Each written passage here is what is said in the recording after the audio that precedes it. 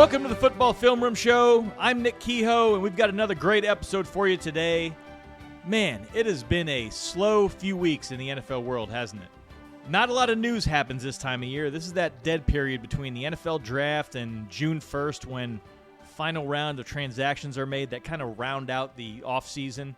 But really, nothing is going on. I guess we had the schedule release last week, which, look, I'm an NFL fan, so I get excited about something like that. I love to know what the schedule is going to be for the upcoming season, but I don't know that I need random leaks happening all week leading up to it to draw out the event and try to build excitement for a schedule being released. Just give me the full schedule at once. I don't need Monday, breaking news. The Texans and Jaguars will square off in Week 7. That doesn't tell me anything. I don't have any context for that. But I think it's an acknowledgement from the NFL that this is the slow period of the offseason, so we do need to do things to draw out something like a schedule release. But then this weekend, we finally got some news that something relatively big has happened. And that is Aaron Rodgers has allegedly signed a one-year deal with the Steelers. He will be returning to Pittsburgh to play quarterback. So all the media can now stop hyperventilating about him holding the Steelers hostage or whatever other nonsense they wanted to label it with. Rodgers is 42, going on 43. At this point in his career, he is year to year. Everyone knows that. The Steelers knew that going into this offseason. If they wanted to give him a hard deadline, they would have. They didn't. They wanted to give him the time to make the decision, make sure he was mentally and physically ready to go. Rodgers took the time that they gave him, made his decision, thinks he's in a good place clearly to be able to come back for another NFL season. This is really not that big of a deal that it took this long. Now, before I go into what it means for the Steelers going forward, I just want to point out that it is pretty remarkable that he is still playing quarterback in the NFL at age 42, going on 43. And I'll also point out that no one on the Steelers does, or better yet, no one on the Steelers should care that Rodgers took this long to commit to the team. This is what happens at this stage in your career. Shoot, this is what happens when players turn 35 and beyond. It becomes year to year. It becomes a decision about, well, are you physically and mentally ready to go through the rigors of another full NFL season? And Rodgers isn't the first to do this. We obviously saw it a lot with Brett Favre towards the end of his career, but less notably, Michael Strahan. Does anybody remember the 2007 season with the Giants? Michael Strahan was the captain, the leader of the team, arguably still the best player on that defense, but he didn't show up at training camp that year because he was at the end of his career, and he said, I don't know if I still want to play, and if I do want to play, I don't want to go to training camp. It didn't bother anyone on the team. Eli Manning in the 2007 America's Game documentary was kind of laughing about it when asked, why did Strahan not show up for training camp? And he said something along the lines of, well, I think we all know why Strahan didn't show up for training camp. It's because he just didn't want to go to training camp. That didn't stop him from being the team's leader. No one cared. Everyone understood what the situation was, where he was at that point in his career. The Giants, I will add, went on to win the Super Bowl that year with Strahan playing a big role. So it really wasn't that big of a deal. John Elway, end of his career, back when there were still two-a-days during training camp. Towards the end, he didn't have to participate in those two-a-days. He'd do one practice and then take the other one off. No one on the team cared. They needed to keep him fresh. They knew that his preparation, physically, mentally, whatever, was going to be different than the 23-year-old players on the team. And it's the same thing here with Rodgers. No one should care that at age 42, he waited until late May to decide, okay, I can commit to another NFL season. Now, you know what's interesting. The offseason is always the time when fan bases can dream about the upcoming year. Doesn't matter if you were 3-14 the year before, picking first overall. You can always find a way to rationalize that this is the year we're going to turn things around. That new head coach, that new offensive coordinator that we hired, they're going to make us a playoff team. If you're a team that was in the middle of the pack last year, that one free agent signing that you had, that's going to help put you over the hump, and you're going to get to the Super Bowl finally. But for Steelers fans, I don't think the offseason has been like that in a while. Because for years now, they've been good enough to compete every single season. They've been good enough to threaten for a playoff spot or make the playoffs, but not good enough to get beyond that first playoff game. And they haven't been bad enough to really, truly have a franchise-altering reset, which many believe they've needed for a while. But then you had early this offseason Mike Tomlin stepping down, And I think there was finally some optimism for the first time in a while. Not because Mike Tomlin is a bum or anything like that, or he isn't liked or beloved in Pittsburgh. He'll go down in Steelers lore as a great head coach for the franchise, won a Super Bowl, went to another. But he was sort of the representation of things have gotten stale with the Steelers. It's the same thing every single year. We know how this season's going to end even before it starts. And it doesn't matter if we have Ben Roethlisberger at quarterback or Kenny Pickett or Justin Fields and Russell Wilson or Aaron Rodgers, we're going to end up being the same exact team. It doesn't matter who our offensive coordinators are or our defensive coordinators or what free agents we go after or who we draft. Doesn't matter. The same thing is going to happen. And that's a bad place to be for a franchise, at least from a fan standpoint, where you know the outcome before the season even starts. It does make it less enjoyable. It makes you more cynical as a fan. But as I said, Steelers fans, I think, were more optimistic at the start of this offseason after Tomlin had stepped down because it signaled a change. They had their eyes set on the next young stud offensive or defensive coordinator from the Sean McVay tree or the Kyle Shanahan tree, or on the defensive side of the ball from the Mike McDonald tree. And then they ended up with Mike McCarthy. Now, Mike McCarthy is a Super Bowl winning head coach, has had success everywhere he's gone, but I think to many Steelers fans, he represents more of the same. He's kind of from the same era as Tomlin, I guess you could say. They faced each other in the Super Bowl back in 2010, but they've both been around for that long of a time, and I guess he wasn't that exciting of a pick. But Steelers fans, I do think you have reason to be optimistic this year. Or at very least, here's this. Let me make the case for why you should be more optimistic than you've been in years past. The biggest reason is that fundamentally, the Steelers have more talent this year. They're a better team on paper right now than they were a year ago. That's certainly the case on the offensive side of the ball, which was probably the biggest issue for the team last year. Because think about it. Who was the Steelers' number 2 receiver last year? It was their backup running back, Kenneth Gainwell. He was second on the team in receiving yards behind DK Metcalf. Their top 2 actual wide receivers outside of Metcalf were Calvin Austin and Roman Wilson. If you're not a Steelers fan, you probably don't know who those guys are. Now, both of them have some decent attributes to them, but neither of them are bona fide number 2 or 3 receivers. In the running game, look, the Steelers wanted to run the ball last year. It's Arthur Smith's offense. He wants to run the ball. They wanted to take pressure off Aaron Rodgers, make sure he was protected. The running game can do that. But they just weren't able to. They finished the year 26th in yards, 30th in the league in percentage of runs gaining 4 yards or more. That's a really good efficiency metric. And they were bottom 10 in explosive runs. So they couldn't be the team that they wanted to be. So what's different this year? Well, first, at wide receiver, they have a bona fide number 2. They signed Michael Pittman Jr., who not only is 6'4" and can play above the defense and be a great target for Aaron Rodgers on the outside, which he loves to do. He loves to hit those one-on-ones on the outside. But any of Pittman's last 5 seasons with the Colts would have made him the Steelers' number 1 or number 2 receiver a year ago, depending on what category you go by, receptions, yards, or touchdowns. And that's with the Colts quarterback situation over the last 5 years, which has been somewhat of a mess. So he is a huge upgrade at the number 2 receiver position. The Steelers also selected Jeremy Bernard out of Alabama in the second round this year. Many believe he is one of the biggest steals at the draft this year at the receiver position. So just between Bernard and Pittman, they have a much improved receiving room. And then on top of that, at the tight end position, they released Jonnu Smith. Now, I think Jonnu Smith can be a good receiver at tight end. He's had a lot of good success in this league. But last year, between Smith, Washington, and Pat Freiermuth, I don't know if they cannibalized each other's receptions, but it seemed like Freiermuth wasn't featured enough. He had a down year last year, and it seemed like it wasn't really his fault. It seemed like it was more the Steelers just weren't utilizing him or didn't know how to utilize him. They kind of wanted to be this 12 personnel or 13 personnel team and be big and physical and run the ball out of those looks and then use play action off of them. And it just didn't really work out that well. They didn't run the ball well enough for that to work. Their offensive line, I don't think, was good enough to give Rodgers time to find those guys downfield. This wasn't a team that when they were using 13 personnel looked like the Rams who found ways under Sean McVay to use 13 personnel to their advantage and completely catch defenses off guard. The Steelers seemed to do it out of necessity, and clearly it didn't work out quite so well. So I think this year, with there being a much higher likelihood of more 11 personnel in Mike McCarthy's offense, and the Steelers having 3 receivers they can feel confident in, most likely, we'll see more snaps with them spreading it out and Freiermuth being a legitimate option. Most importantly, though, they appear to have improved up front. Or let's just say this, they have the potential to be an improved team up front. Because you never know with draft picks. You never know how long it's going to take with draft picks. But they added 2 key draft picks in the first round and third round.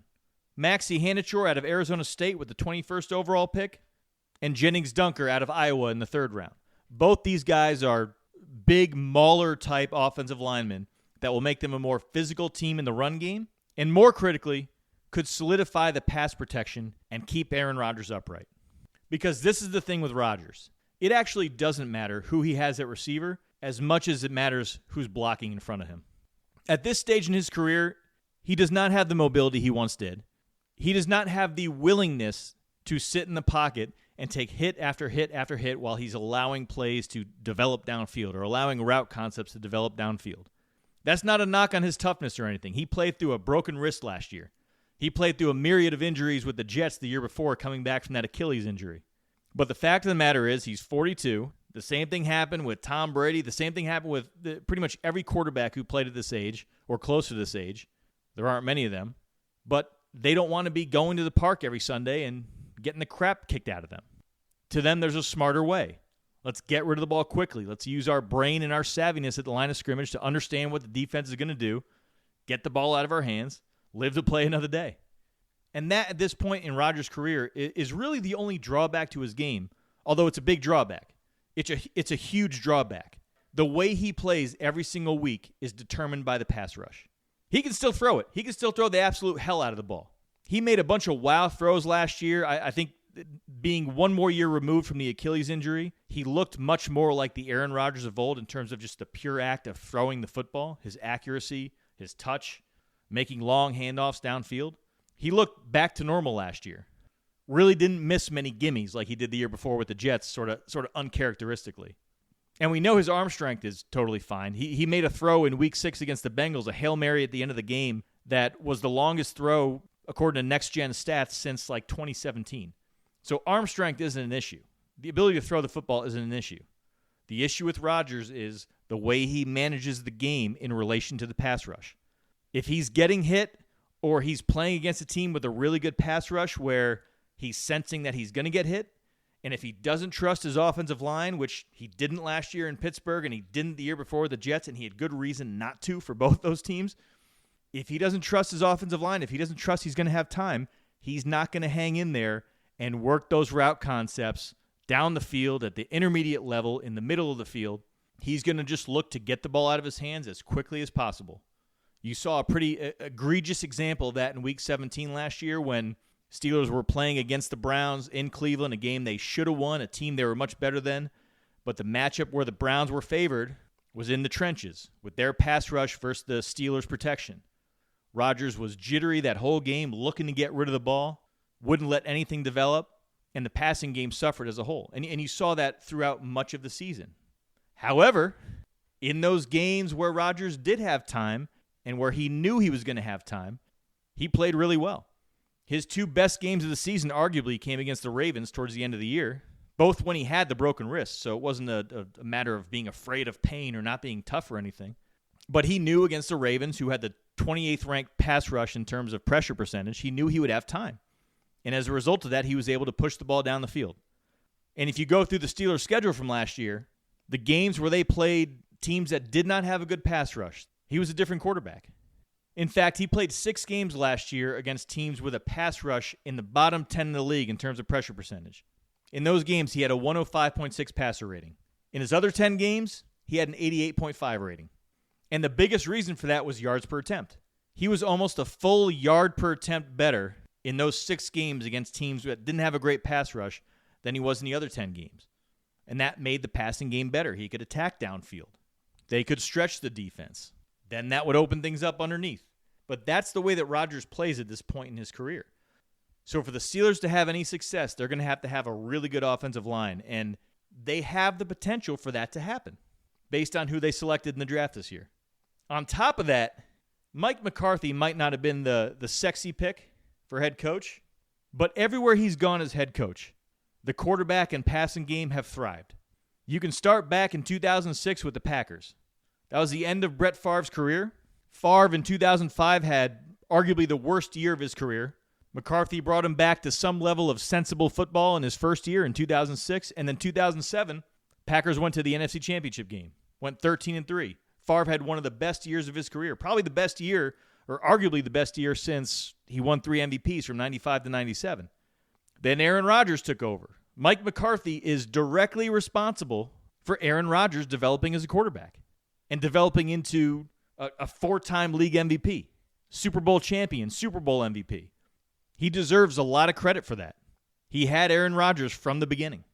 Fast forward to his time in Dallas. He turned Dak Prescott into a top quarterback in this league.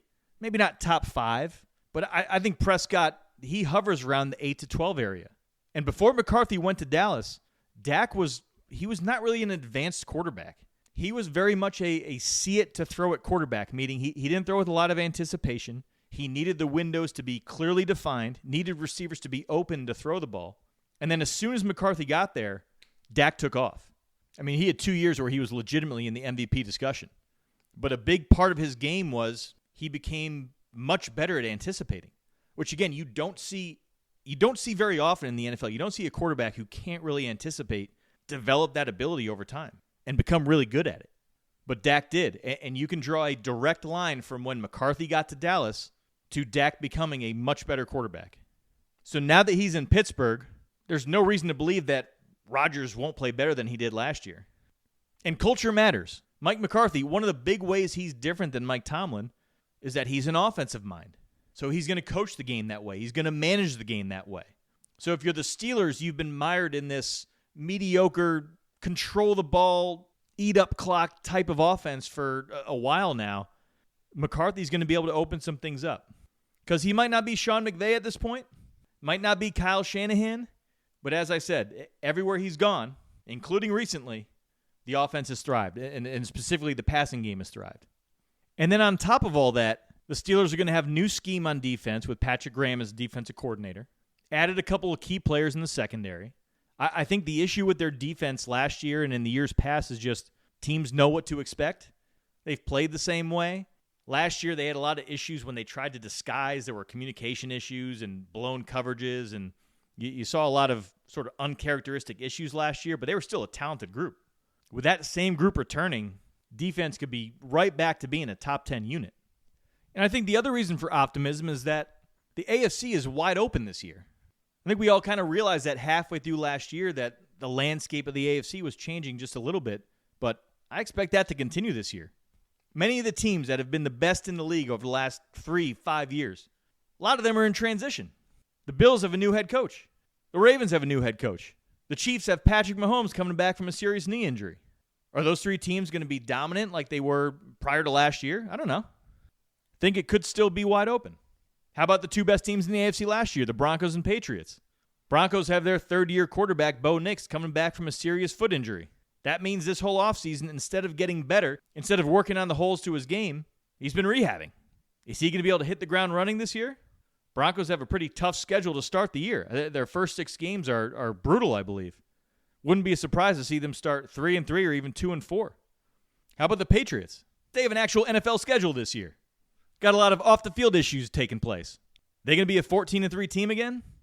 I don't know. The point is the Steelers have reason to be optimistic.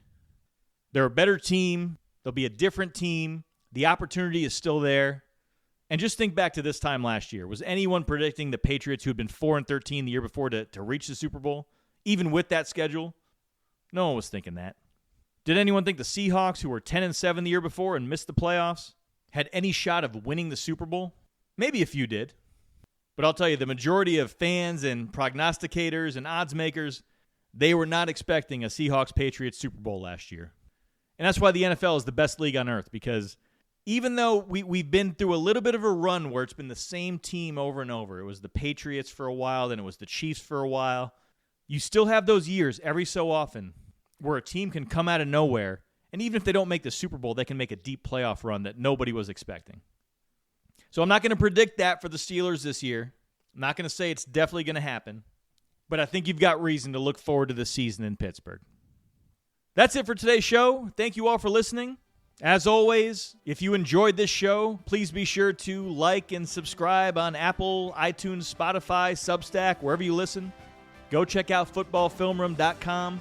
That's where we have all of our breakdowns. We've got a brand new section on there called Through the Eyes of the Coaches and Players.